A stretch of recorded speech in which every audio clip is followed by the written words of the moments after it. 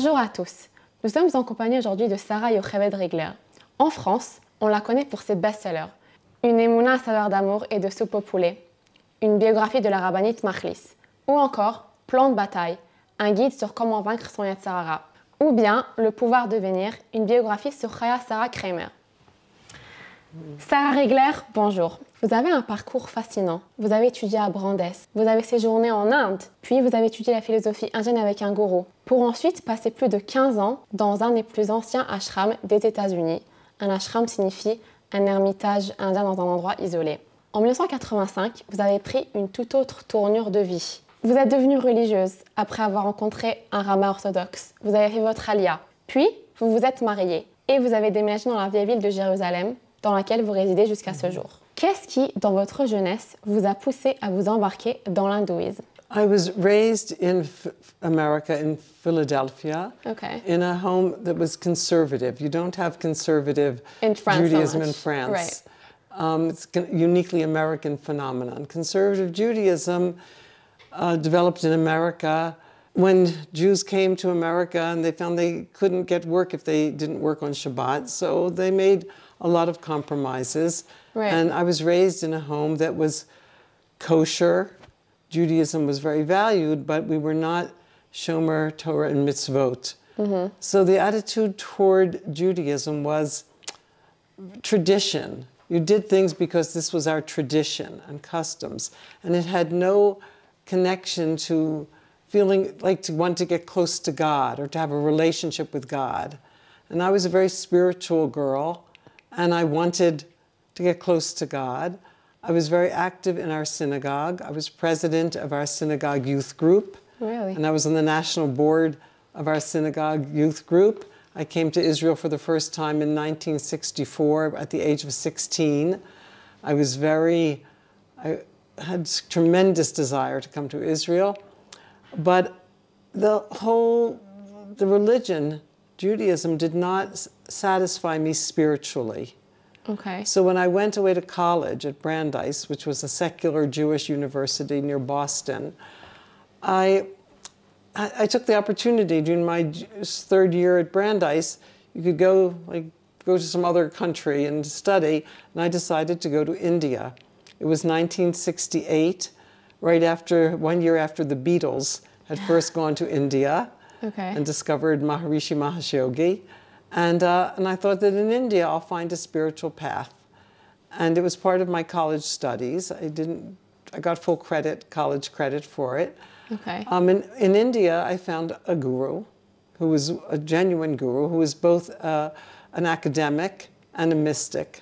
Okay. I so needed can you that. just explain to us, like, what is a guru? Is that like the equivalent of a rabbi in in Hinduism? A guru is a spiritual guide. Okay. Who tells you what you need to do to progress spiritually. Okay. So it's like a rabbi in the sense that you trust, once you have found the guru and you believe that the guru is Adequate for you. Is not just adequate, but a person of wisdom and enlightenment. Right. Then you follow what the guru says, even if it's hard. So Okay. I found a guru. He was an 82-year-old man who was the retired principal of the Benares Sanskrit College.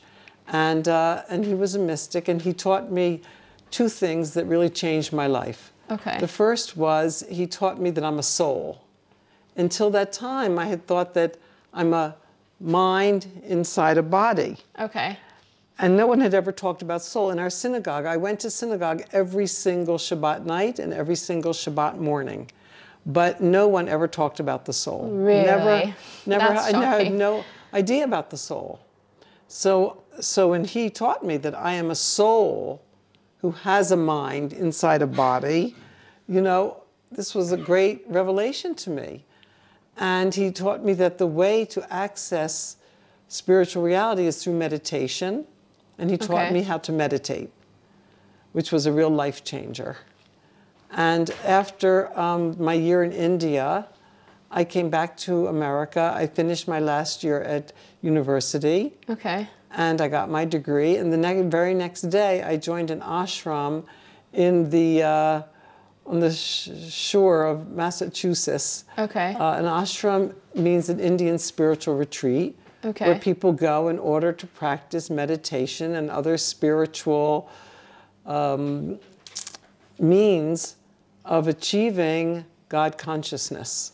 Qu'est-ce qui vous a séduit dans ce mode de vie? Well, first of all, we meditated 3 times a day, and I loved Okay. meditation. I still meditate. I do hitbodedut. Right. Hitbodedut is Jewish meditation. Yes. It's very different than silent meditation. You're talking to Hashem. Yes. But it's still focusing the mind. Also, I was in a community of people whose whole goal was a spiritual goal. I didn't know any Jews who had a spiritual goal. Mm-hmm. And here were people who were meditating and doing what's called karma yoga, yoga as work, and everything was directed toward a spiritual goal. And I wanted a lifestyle that was totally immersed in spirituality rather than something you just went once a week to synagogue. I had no idea of Orthodox Judaism. I had no idea. I didn't know any Orthodox Jews. I knew thousands of Jews. I lived in a very large Jewish community. There was an Orthodox synagogue. Okay. My uncle was the president of the Orthodox synagogue, but he was not Shomer Shabbat. Okay. It was like what's called in America out-of-town Judaism. In other words, very different from New York Orthodox Judaism. Okay. This was nobody in the synagogue was Shomer Shabbat. So it was just very different from the ashram, where everybody was into spirituality Growing, right. and growing and a spiritual path 24/7. Fascinating. Comment avez-vous découvert le judaïsme et comment avez-vous décidé de faire ce changement de vie si radical? So I had been at the ashram 14.5 years, and we had a woman guru. Okay. She was a woman who had come from India in 1926. We called her Mataji, which Okay. means respected mother. Okay. And we were universalists. We believed that all religions are like many paths up the mountain. At the top of the mountain, they all meet. So we would invite speakers from different religions, Christianity, Buddhism. Anyway, but this particular time, this was November of 1984, we invited an actual Orthodox rabbi. And he was the Hillel rabbi at Boston University. And the way it came to us, there was a Hindu woman at the ashram, Shuma Chakravarti, she was teaching assistant to Elie Wiesel, whom everybody in France knows because Elie Wiesel wrote in French. Right. So Shuma was teaching assistant to Elie Wiesel, and through Elie Wiesel she came to know Rabbi Joseph Pollack, who was the Boston University Hillel rabbi. Okay. And he was an Orthodox rabbi, and she invited him to come and speak about Judaism, and he agreed. And I was the secretary of the ashram. I was also secretary to the guru. So on Saturday night, he was supposed to come and speak on Sunday morning. This was 1984. We sent out postcards, we wanted postcards to let people know Rabbi Joseph Pollack will be speaking about Judaism. And there was no email, there was no instant messaging at all. So I called him on Saturday night to make sure he had directions to the ashram, because we were in the woods. Right. And we were an hour's ride from Boston. And he started asking me questions. And he asked, are there any crosses in the room where I'll be speaking? So I said, of course, we have symbols of all the great religions around the sides of the Temple of the Universal Spirit. He said, I'm not coming. I said, what do you mean? He said, I won't speak in a room where there's a cross. He said, is there a community room? I said, yes, we have a community room, but there's no room in the ashram that doesn't have symbols of all the great religions. Wow. He said, I won't come. I said, you cannot cancel at the last minute like this. We have no way to notify people that you're not coming. And you said you would come, and there's a question of integrity. If you say you're going to do something, you have to do it. So we started to argue. He says, I'm not coming. I said, you must come. And finally he said to me, what's your name? And I gave him my Hindu name, Sister Shiraduni. And he said, what's your real name? And I said, Sarah Ann Levinsky. And he said, I'm coming. He spoke about love of God, even unto madness, quoting the Rambam, Maimonides. Well, I had gone to Hebrew school 2 nights a week until I was 18 years old, and I knew who Maimonides was. We had studied Maimonides, so I knew this was actual Judaism. But I had never heard the words love of God in my synagogue, ever. The word God occasionally was spoken. Love of God was never, ever spoken.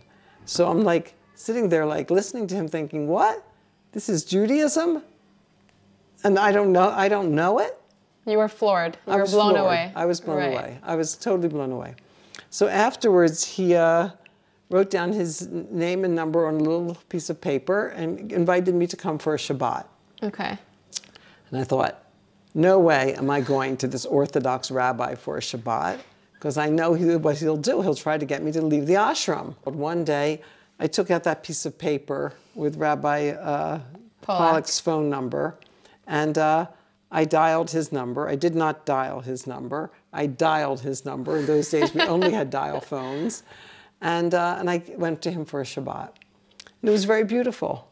And on Motzei Shabbat, he had a guitar, and he invited me to come to a Malava Malka, a Saturday night song fest at a certain synagogue. Rabbi Nehemiah Polin had a synagogue in the Boston area where they were having a spiritual series. So I went. And he played guitar and sang Shlomo Karbach songs and like a very nice ruach. Okay. And they had a brochure about what was coming up in this series. And the next one coming up was Rabbi David Din was speaking about Judaism as a yoga. So I thought, wow, I've got to go to that. So I went to hear Rabbi David Din speak on Judaism as a yoga, and he said the words that changed my life. He said the word halacha. I knew the word halacha. I went to Hebrew school. You did? Okay. I knew it meant Jewish law. He said halacha comes from the root word lelechet, meaning to walk. Right. He said Judaism is a spiritual path. It takes you somewhere. I decided to go to New York. I followed Rabbi David Din to New York to study Jewish mysticism. 2 months. And long story short, I was there a little while and learning stuff that was amazing to me. And then Rabbi Meir Fund, another rabbi there in Brooklyn, he told me if you want to learn Judaism, you have to go to Jerusalem, which I think is true. And he sent me to Neve Yerushalayim. I was 37 years old. Were you the oldest student there? I was the oldest student by 15 years. The next youngest student was, I think, 23 years old or 24. I was the oldest student there. This was, the old Neve Yerushalayim was in Beit Bagan. It was 1985.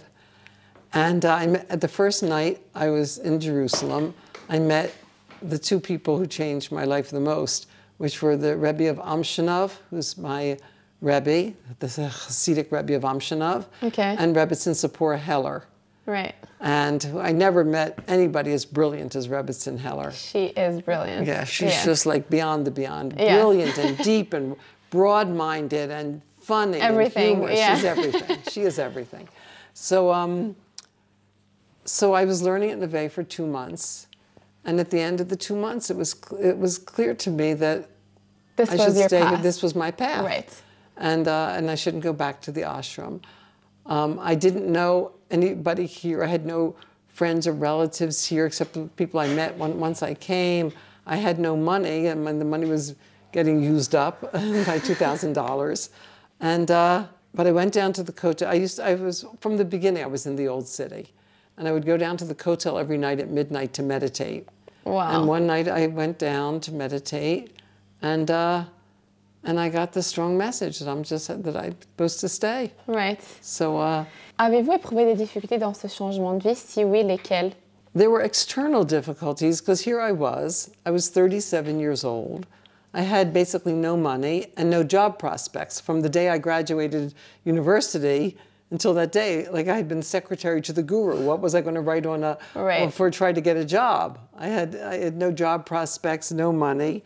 So that could have been kind of frightening.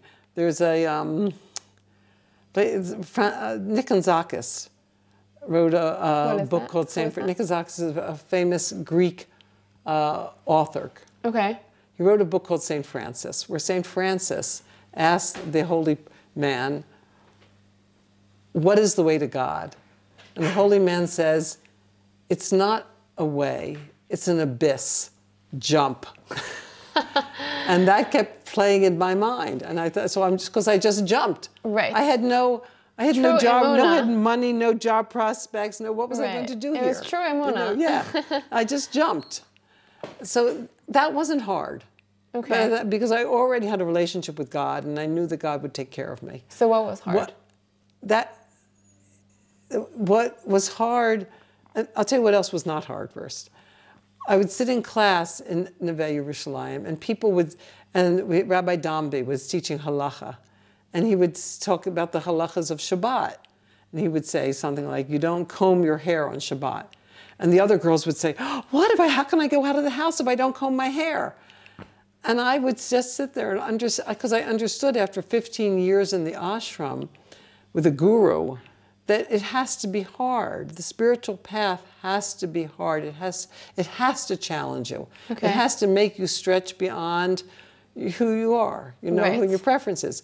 So I had no problems with the halachas. I felt, yes, they're hard. Okay, that's a spiritual path. The spiritual path has to be challenging. Was anything hard for me? Yes, what was hard for me was that it was clear that if you follow the Jewish path, you should get married and have children. Right. And I was very afraid of having children. My latest book here, I've been here before, is about Gilgulim, reincarnated souls from the Holocaust. Mm-hmm. Already as a child, I had things that were inexplicable to me because I had this tremendous. My parents were second-generation Americans. They had nothing to do with the Holocaust. We had no relatives that were in the Holocaust. Yeah, so how does that tie into your fear of having children? I was very afraid of having children because my sense of children is that they die. So this really haunted me because I knew that if you become a religious Jew, you have to get married and have children. I wanted to get married. I thought that'd be very nice.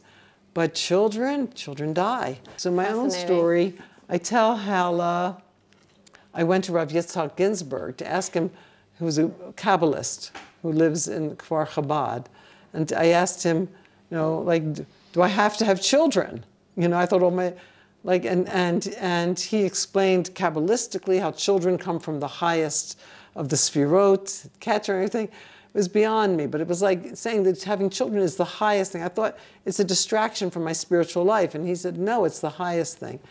And then I experienced what I had with my Rebbe, the Amshaber Rebbe. Alors, la plupart de vos ouvrages, en fait, parlent de femmes extraordinaires qui vraiment sortent du commun. Par exemple, elles invitent sans inviter chaque Shabbat, ou elles s'occupent d'enfants handicapés. Quel message est-ce que vous aimeriez faire passer à travers vos livres? Est-ce que ces actes hors de la normale ne seraient-ils pas réservés à des superwomen?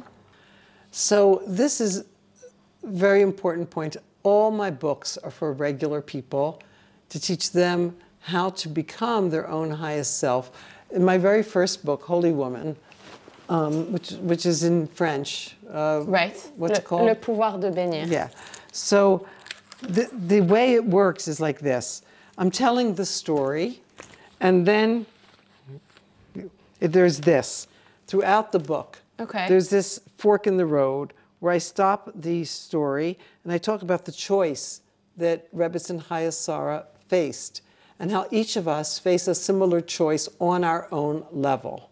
So we don't have to, we don't make the choices she made, but we make our own choices based on, we all have our own choices on our level, and that's what you seek to convey. Is that that's what I seek to convey. We all have choices, and we have to make choices, and we can all become our own highest self.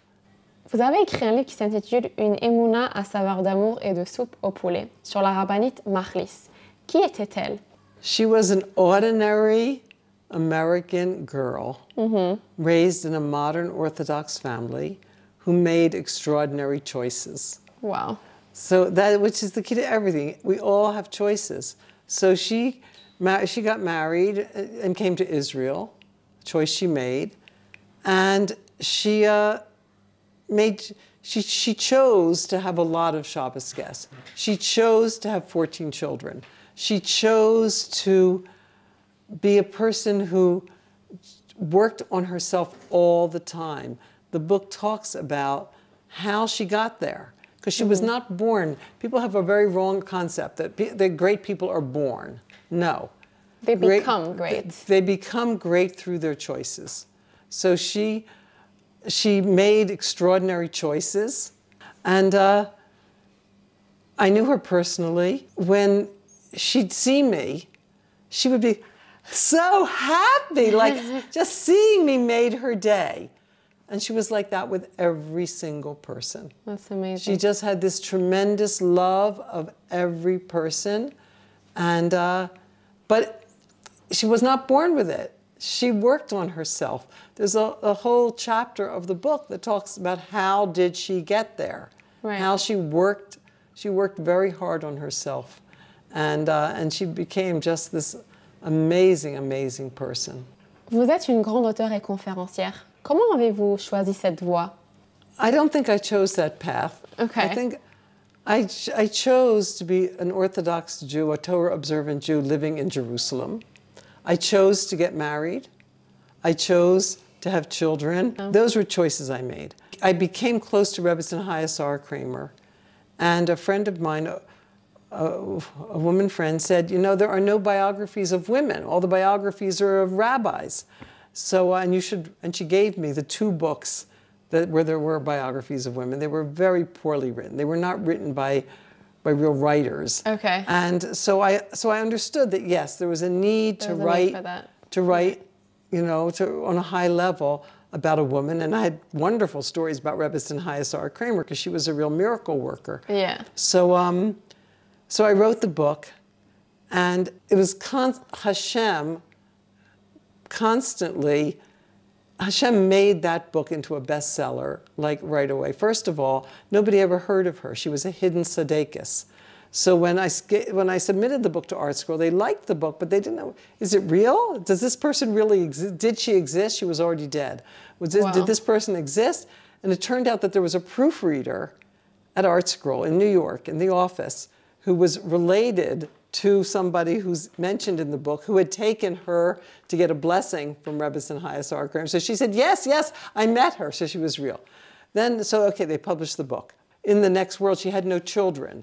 So it was, Hashem gave her this opportunity to have many people light candles on her yard site, which is the 3rd of Sivan, and people go to her kever. There was a French woman who was at the kever this past time who had never been there before, I guess because she read the book. And it's all from Hashem. So I became, overnight, a best-selling author. It was all from Hashem. And then I was invited to speak. It was all from Hashem. I didn't choose it. Dernière question, et non la moindre. Donc vous êtes aussi une mère et une épouse. Comment est-ce que vous arrivez à agencer votre carrière et votre foyer? So my family, of course, has to come first. I didn't start writing seriously. I started writing for Aish.com when my son was already in 3rd grade. My younger child was in 3rd grade. So family was priority and still is priority. Right. Now my son is 28 years old. My daughter is married, and so we are empty nested. Right. But I give a marriage webinar, a weekly marriage webinar in English for Jewish workshops that is teaching spiritual means of having a good marriage, it's not psychology, spiritual tools for having a great marriage. And that takes up a lot of my time. But obviously I use everything I teach in my own marriage, because marriage is an ongoing thing, just like all spiritual growth. A married woman has to work on her marriage all the time. Right. Otherwise, it's like planting a lawn and not taking care of it, and it just makes weeds. So you have to work on it. So in that sense, my main work now, which is this weekly marriage webinar on webinar technology, dovetails with my marriage, because I'm working on my marriage as I'm working on developing tools for other Jewish women to have better and better marriages. That's fascinating. Thank you so much for sharing your story with us, Mrs. Thank you Rigler. for coming to my home in the old city of Jerusalem. Thank you. Merci à tous et à très bientôt sur Torah-Box.